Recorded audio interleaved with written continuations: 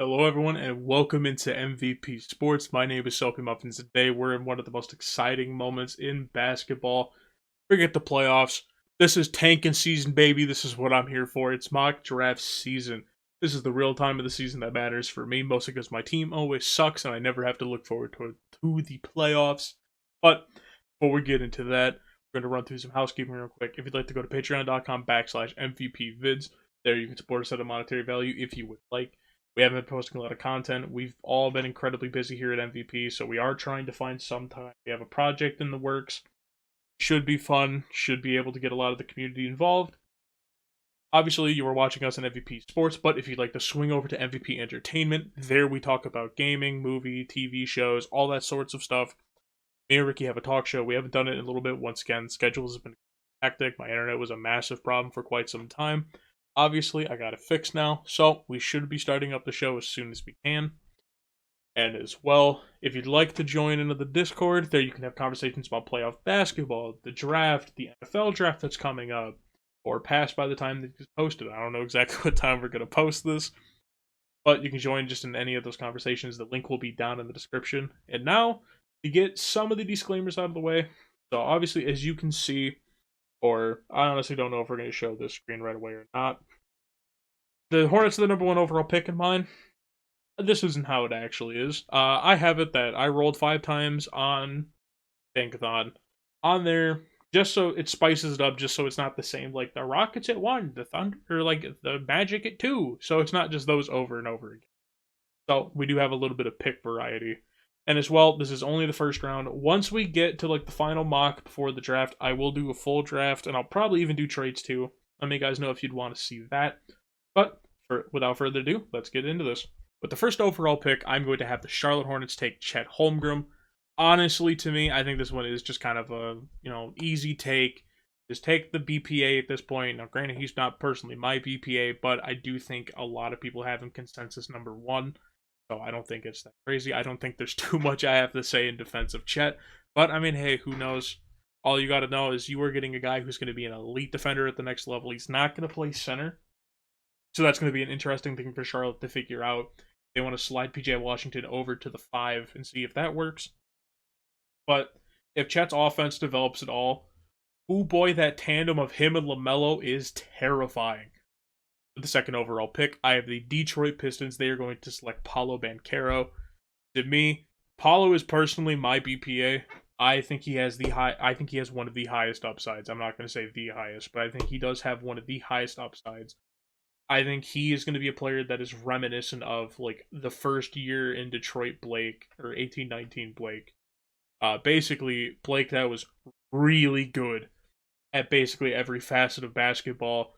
And I think Paulo is just going to be an absolute stud. I know there was questions about his whole cramping situation. They figured out how to minimize that in college. So I'm confident they can do it in the NBA. Obviously, if the NBA pulls some weird shenanigans that like they can't use the stuff they used in college, then obviously that's a problem. But that'll be something that team can figure out at the time. With the third overall pick, the Thunder are actually in a really interesting spot. So before I announce who I had them taking in this, I do kind of want to talk about, they are a team that I think could switch up who goes where. So obviously, Jabari is considered top 3 normally across almost every board. It's very rare you see any of the top 3 fall out. I think with the Thunder at 3, they are a team that I could see switching up the formula. And it's simply because I think they could be a team that takes a swing at Duren. But to me personally, I don't think it would happen. I think Jabari Smith is still the play here. Jabari's offensive upside is massive, and I think he is a guy that is going to massively help them. I think he allows you to move on from the Poku experiment, which hasn't really worked out. I could also have given up quicker because obviously I'm not a Thunder fan. Thunder fans, let me know how you feel about Poku and the selection of Jabari Smith at 3. With the 4th overall pick, the New Orleans Pelicans are going to select Jaden Ivey. For anyone who doesn't know, that was the Lakers pick that conveyed to them in the Anthony Davis trade. To me, I think they just need a point guard, and I think it's getting someone who's able to play high tempo. If Zion comes back next year and he's playing, him paired to Ivy is going to be nuts. I do think, though, a lot of the comps that Ivy has gotten, I think are very cheap. I think it's just because of his similar play style to Ja. I just don't like that people compare the two because it's only because they have a similar game. It's not at all of like, hey, he does this at the same level as Ja. It's just, like they're both athletic point guards. With the 5th overall pick, I have the Houston Rockets taking Keegan Murray. In my personal opinion, I think Christian Wood should not be in the future team, and I think Keegan Murray is the perfect guy to replace him. Of where Keegan Murray is going to be one of the best natural scorers in this class, and I think pairing him alongside other offensive players is going to make this Rockets offense scary to deal with. I think it's a lot of people are going to underestimate just how good that offense is going to be, and I think they could be a team that not pushing for playoffs, but I think could be pushing for like 10, like I'd say 12th to 10th seed. I think is what they could push for, depending on depending on how the rest of the draft goes and free agency for them as well. With the 6th overall pick, I have the Orlando Magic taking AJ Griffin. To me, I am an AJ Griffin stan, and I will ride or die with this man. I know he's had injuries in the past. I know there are questions behind that. To me personally, I don't think they're that major. Like, yes, they capped him out for most of his, final year in high school. And, it's an injury that, could come back. But to me personally, I don't think it matters. I think you take him there. He is a guy, I think his offense is going to be so much better at the next level. I know there's questions of defender. I don't think he's a terrible defender. I think he is serviceable. He's not great, but he's not awful. And that's really all there is to say about that pick. I mean, you guys are getting an offensive stud. With the 7th overall pick, I have the Indiana Pacers selecting Shaedon Sharpe. And with this one, I leaked this in the Discord. And it's because, to me personally, I think Sharpe will be a top 3 player in this class. I had to think about it for a second to figure out where I would rank him because I bounce around all the time. Before I've said I think he could be the best. Now I'm saying top 3. To me, I think it's a lot of teams, though, are going to look at him and be like, okay, is this going to translate? Because obviously, for anyone who doesn't know, Shaedon Sharpe did not play a single game in college. Obviously, because of a lot of rules about his reclassifying, I'm not personally super knowledgeable about it. So, I personally don't really know too much about it. But I do know that obviously he reclassified, but he was allowed to declare for the draft. And obviously, he has now declared. Which messed up my original recording because I had it to where I wasn't going to include him. But of course, the second I finished recording the mock, he declares. So you guys can thank Shaedon Sharpe for this coming out late. But I think Indy's the perfect spot for him. Indy's going into a rebuild. I think they're going to be moving a lot of their pieces, or a lot of their older pieces on this team. And I think he is a guy who's going to benefit being able to play next to Halliburton. And alongside other, guys on this team, that he's going to be allowed to make mistakes. And that's the main thing with him. If he is going to be a player, you have to be accepting of his mistakes. You can't just act like that he's going to be a finished product stepping in. He's basically stepping in directly from height. You have to go into it with that expectation. I think he is a guy who's going to massively benefit from being in a situation like that, where he's allowed to kind of make mistakes but still grow from them. The 8th overall pick, I have the Portland Trailblazers taking Jalen Duren. To me, I'm personally not a huge fan of Duren, but I think Duren is a player that he is going to go here because the fact that Blazers truly need a center. Nurk is reaching the point of where he just can't stay healthy anymore. He's not staying on the court. We're seeing Nurk more in a suit on the sidelines than we are seeing him in a jersey, which, I mean, obviously sucks. Nurk is a fine player, and and it sucks to see a player kind of hit the end of their career like that. But I truly do think that he is going to be a guy that you can take here at 8, and then just move on from that point of like, okay, like we can kind of bring Nurk back in maybe on a cheap deal. And by the end of Nurk's contract, like Duren's ready to be the starting center. I don't think he's ready day one. I think he's going to have a lot of problems stepping in, because he's going to have to adjust to the physicality, the fact that he's no longer the standout athlete, that he's going to be on a same physical level, not with everyone, but there are going to be centers who are able to match him athletically, where I think it's going to be an interesting concept for him to go through. With the 9th overall pick, I have the Sacramento Kings selecting Johnny Davis. To me personally, I know obviously a lot of people are going to be like, oh wow, would you look at that? Sacramento's taking another guard. To me personally, I think that they don't want Davion and De'Aaron starting together. Granted, obviously, Kings fans, let me know if I'm completely wrong about this. Obviously, I didn't get a chance to watch every single Kings game, and I don't get to keep up with every little bit of news about the Kings. But, I think it's pairing Fox with another guy like Davis is going to be massive for them. And the fact that it allows them to play up tempo, puts the ball in another person's hands that in possessions massive for them. And I think it's just going to be Davis is a good selection here for them. At the 10th overall pick, I have the San Antonio Spurs selecting Benedict Mathurin. To me, I think Mathurin's just the next best player off the board. Spurs kind of, with multiple picks this round, I think are a team that just kind of, okay, take safe pick, take risk, potentially take another safe. So I think the Spurs are just going to be a team, they see Mathurin there and be like, okay, yeah, we can pair him well with other people on our team. And I think they can really get the most out of him.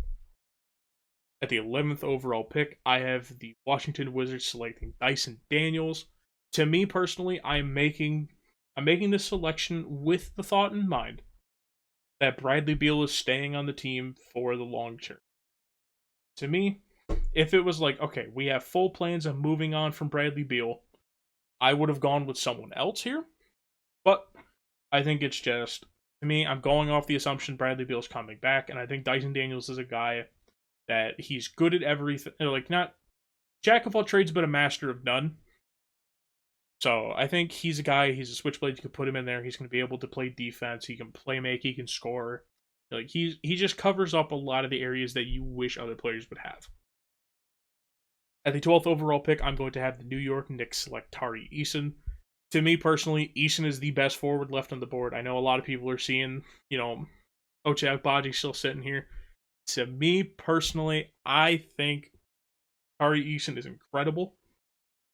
And I think he's a player that a lot of people are going to underestimate going into the season. I think he's a guy that you can play him as a small ball four, and I think it can work. And especially because I think the Knicks are on the verge of moving on from Randall. Obviously, Knicks fans, let me know if I'm wrong. You guys already will. I'm just inviting you to let me know. But I think Tari Eason's scoring ability and the fact that he can be a serviceable defender is going to be a very good thing for the Knicks moving forward. With a 13th overall pick, I have the OKC Thunder taking Nikola Jovic. To me, this is the one of like, okay, we're going big now. Because now I think you can move on from Poku, and now you can be like, okay, Jovic's he is the prospect, he is the project. We're gonna see how this, crazy train goes. And honestly, if I'm being honest here, I think he's a good option for that because the fact his offensive upside is crazy. I don't know if he ever starts, but I think he is a guy that at that position of where scoring is so pivotal, he could be a guy who absolutely runs the bench. And maybe even the fact of, in the future, maybe he does start for the team. Who knows?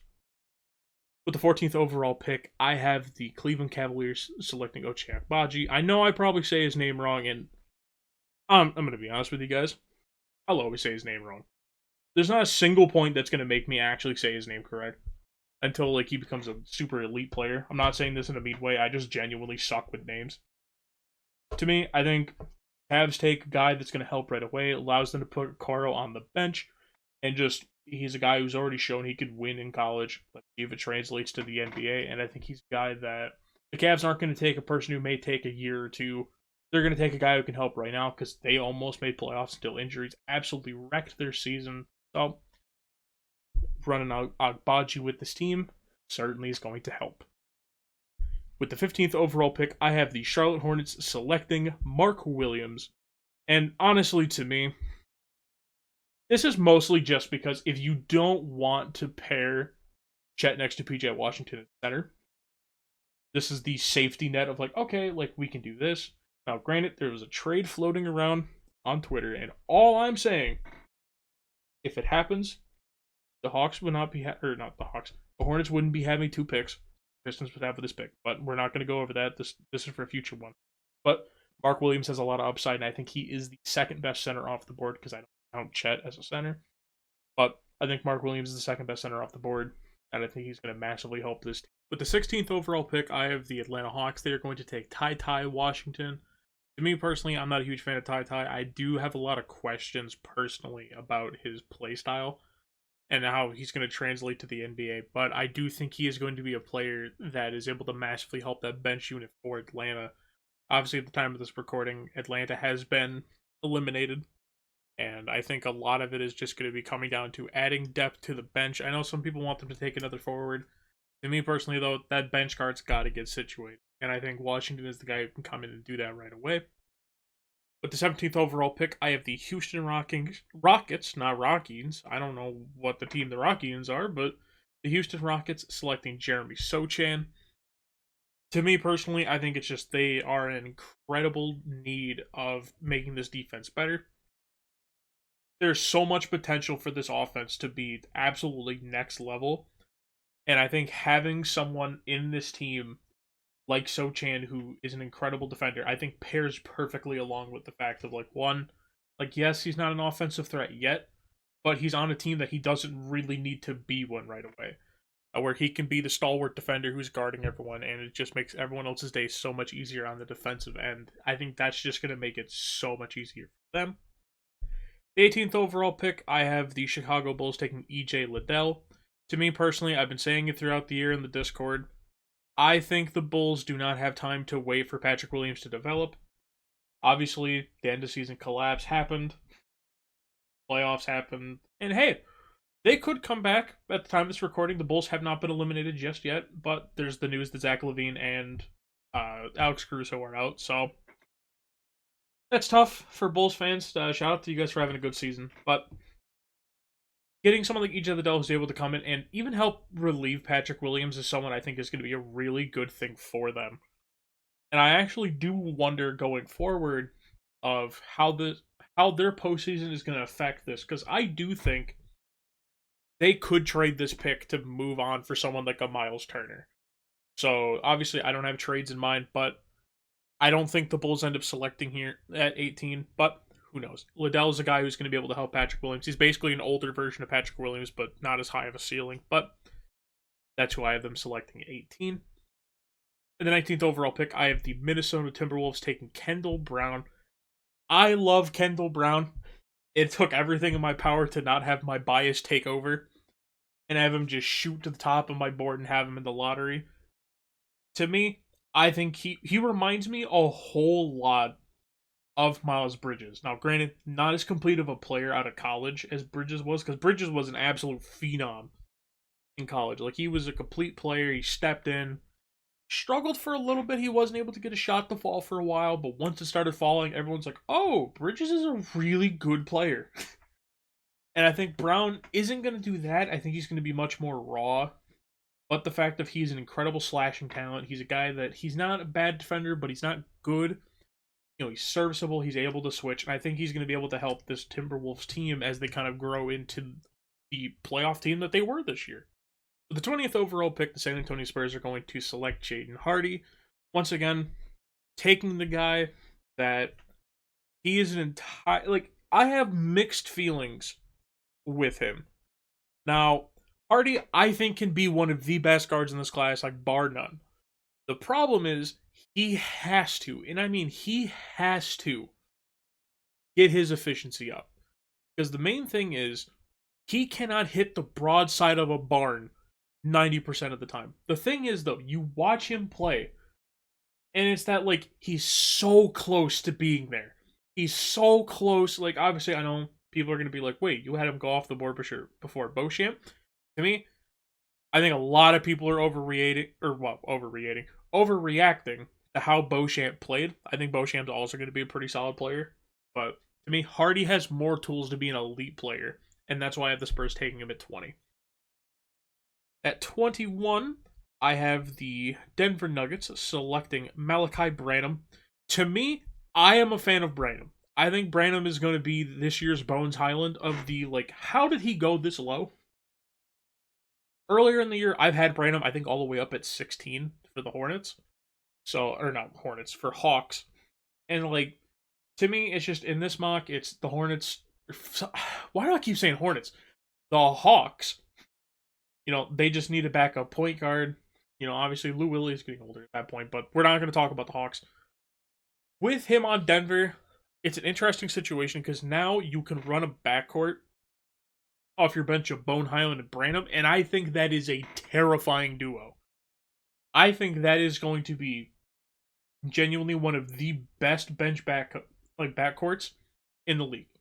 Maybe not year one, maybe not even year two, but a couple years in, when Branham and Bones figure out how to play together, that is going to be absolutely terrifying. But the 22nd overall pick, I have the Memphis Grizzlies. They select Blake Wesley. I'm going to be honest, I don't have a lot to say about it. I think Blake Wesley is just going to be able to step in and just score at the next level. I think he's going to just be a contributing piece. Sorry, Grizzlies fans. I know you guys probably also want as long of a rant about everyone else, but I don't really have much to say about him. I just think Wesley is the pick here. At 23, I have the Brooklyn Nets selecting Ousmane Dieng. Now, I probably said his name wrong, obviously. As I said earlier in the video, I am terrible with names. Don't hold me to it. I'm personally not a huge fan of him. I'm going to be brutally honest here. Everyone has talked him up, and I've seen people in the Discord, mostly Dave, say he could be a lottery talent. I just personally don't see it. I think, yes, he has the skill set, but I think he's going to need a time to shine, and I think Brooklyn's going to be that team that takes him and hopes he kind of takes a Cam Thomas approach and just becomes an absolute monster right off the bat. But who knows? I could be completely wrong, and he could be the best player in this class. Beats me. Only time will tell. With the 24th overall pick, I have the Milwaukee Bucks. They are going to take Marchand Beauchamp. To me, it's a weird situation because I thought in my head, okay, who's the most Greek guy in this draft that hasn't been taken yet? Because that's who they'll take. Because they love drafting people with really hard to pronounce last names. Honestly, there's not a lot of people like that. So, but outside of that joke, I think Beauchamp's going to be a really important piece for this Milwaukee team. With the fact that Beauchamp is an incredible finisher already. To me, he reminds me so much of Hamidou Diallo. And Diallo is really, he's solid. I'm not trying to be biased because he's on my team. But Beauchamp he's shown the ability to be able to shoot in the future. I think with him, it's just, you got to be patient and understand he is not going to be a shooter. He is going to be a driving to the basket and finishing around there. I don't think he's ever going to be an elite defender, but I think he's going to be good enough that he's not like, we have to make a defensive scheme to hide him. So, I think that is the situation with Beauchamp, and hopefully Beauchamp pans out, because I think it'd be pretty nice to see Beauchamp thrive in the Milwaukee. With the 25th overall pick, I have the San Antonio Spurs. They are going to select Christian Koloko. To me, I am personally not a believer in some of the Spurs' young, big talent. Now, I know, obviously, they have Zach Collins. I'm not a believer in Zach Collins. I'm going to be completely honest here. I think Zach Collins gets hurt way too often to be a contributing NBA player. I think he has, his sky... I'm not going to say sky's the limit, because I don't think that's actually what it is. But, to me, he just gets hurt too much. I think Christian Koloko gets to act as that insurance policy of, okay, we can continue to take the risk with Collins, but if it doesn't, at least we have Koloko, who I think is going to be able to step in and kind of fill that similar role. I also question at times is, what's the future for Poeltl? Because obviously Poeltl is one of the best rim-protecting bigs in the NBA. He's a massively underrated player, and everyone should start putting respect on Poeltl. But he is a guy that we hear floated out in trade rumors. Now, obviously, that's other teams floating it out. But you never know. Poeltl could be a guy who's on the move. So I think maybe getting someone who's able to play with a young core is the way to go. Once again, Spurs fans, you guys will let me know if I fucked up the pick. I already know every fan base that doesn't like my pick's going to do it, so there you go. You get permission to shit talk me in the comments. With the 26th overall pick, I don't have the Dallas Mavericks taking Walker Kessler because I think Kessler is bad at basketball. So I have them taking instead Wendell Moore. To me personally, I know there's going to be Maverick fans that are like, wait, we need a big. Get one in free agency. Do not draft Kessler Edwards. Or Walker Kessler, not Kessler Edwards. That's a different guy. Do not draft Kessler. He stinks. I'm being serious when I say this. I put him on my big board at 61 or something like that. He legitimately stinks. He is not going to be good at the NBA level. He is Hassan Whiteside 2.0. And people are going to be like, but he rebounds and plays defense. No, he doesn't. Kessler stands in the paint and he's taller than everyone, so that's why he looks like a good defender. To me, get more people who can score around Luka on a consistent basis and even create their own shot, because lo and behold, the Mavericks offense is really easy to figure out, and there's a very real chance you lose Brunson in the offseason. So, pair Luka with more people who are able to score on their own, and I think Moore is the guy to do that. I don't think Kessler fixes, if I could speak English, I don't think Kessler fixes a single damn thing with this team. At 27, I have the Miami Heat. They are going to be the team that takes a swing on Patrick Baldwin Jr. To me, I think Baldwin Jr. can still go top 20. I think it's mostly just because you have to kind of look at it and question, like, okay, did he play bad because he's bad, or did he play bad because his team was bad? Now, obviously, I am personally a believer in PB&J. I think he is going to be a good player. I think it's just he got paired with some pretty lackluster people in college. So I think he's just going to be a guy that he can grow and develop in that Heat system and hopefully become a contributing player at the next level. But hey, time will tell. Heat fans will once again let me know if I fucked it up. At 28, this is, I think, my biggest reach of the draft so far. At 28, I have the Golden State Warriors taking Trevion Williams. To me personally, I think Trevion is the guy who's going to be the next Draymond. Now, granted, I know people are going to be like, oh my god, the Warriors taking another Draymond. Say it ain't so.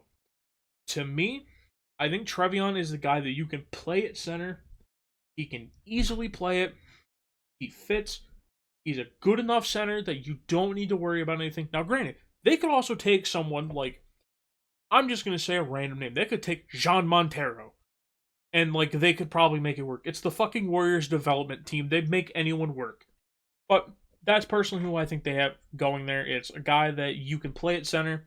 He does a lot of the things you like. Now, granted, he's not the greatest player, but I think he is incredibly safe. And I think the fact of, like, he's a guy you can have transition into kind of learning his defense from Draymond, because him and Draymond are very similar builds. I think he's actually taller than Draymond, if I remember correctly. And plus, I mean, as well, he kind of already plays defense a little like Draymond. Not at the same level, not even close to the same level, but he could easily learn to grow into a defender like Draymond. At 29, I have the Grizzlies. If I can find him in here quick enough, I have them selecting Christian Braun. Once again, just taking a guard that you can potentially move on for some of your bench guards. I'm sorry, Grizzlies fans, I don't really have a lot to say about with your team. And I feel bad because everyone else gets, like these minute-long rants. I don't really have anything to say for the Grizzlies players. I just kind of have you guys taking players who I think are going to be good at the next level. But, I mean, hey, who knows? Maybe, once again, Grizzlies fans are going to hate me because I'm pretty sure I had you guys take 2 shooting guards. And at 30, I have the OKC Thunder taking one of the projects off the board. They are going to take Ishmael Kamagate. Obviously, as you can see, the mock is now here. But to me, Ishmael is a really interesting piece. Because I don't want to word this in a way that makes sense. Because, I have it in my head. Ishmael is a player that I think is going to be really interesting. Because of what his offensive potential can be, and the fact of, he's not the greatest defender. But I think at the same time, though, he can grow into one. He has the skill set to be able to do it. Where I think he could be one of the bigs that are oh, he's the sneaky good defensive big, but you don't take him as that. That's what I think he can grow into. And I think once again, the Thunder are in an interesting spot of where they're still they could honestly push for playoffs next year. They have enough talent to do so. Their talent's probably gonna all take jumps. All they gotta do is just not act like people are hurt. I'm sorry, Thunder fans, I had to take a dig at you. But all you have to do is just take a risk with someone. And I think Ishmael is the guy that is going to be that swing that I think pays off. I know obviously the Poku, Poku hasn't really panned out. Obviously, once again, I said earlier in the video, Thunder fans, let me know how you feel about Poku. But to me personally, I think with these two, I think that's a solid enough replacement to be able to move on and not feel bad about selecting Poku. All right, we're gonna go through, kind of read through this just so in case you skipped at the end here. Hornets select Holmgren 1, Pistons 2 with Jabari, 3 Thunder with Jabari, 4 Pelicans with Ivy, 5 Rockets with Murray, 6 Magic with Griffin, 7 Pacers with Sharp, 8 Blazers Duran, 9 Kings Davis, 10 Spurs Mathurian, 11 Wizards Daniels, 12 Knicks Eason, 13 Thunder Jovic, 14 Cavs Atbaji, 15 Hornets Williams, 16 Hawks Washington, 17 Rockets Sochan, 18 Bulls Liddell, 19 Wolves Brown, 20 Spurs Jaden Hardy, 21 Nuggets Branham, 22 Grizzlies Wesley, 23 Nets Dieng, 24 Bucks Beauchamp, 25 Spurs Koloko, 26 Mavericks Moore, 27 PB&J Patrick Baldwin Jr., 28 Warriors Trevion Williams, 29 Grizzlies Christian Braun, and 30 Thunder Kamagate. Thank you guys so much for tuning in. Let me know how you feel about this. I already know you guys are going to let me know anyways, even if I said don't. Tell me in the comments down below of who you think should have gone where. Tell me who your team should have drafted. And honestly, like I said, I already know. I know how YouTube reacts to this stuff. I know people go after. So be my guest. I'm honestly a-okay. I understand posting content's going to get me flamed. So I mean, hey, come at me all you want. You know, I may have a discussion with you. Who knows? Alright, guys. Thank you so much for watching, and we'll see you next time.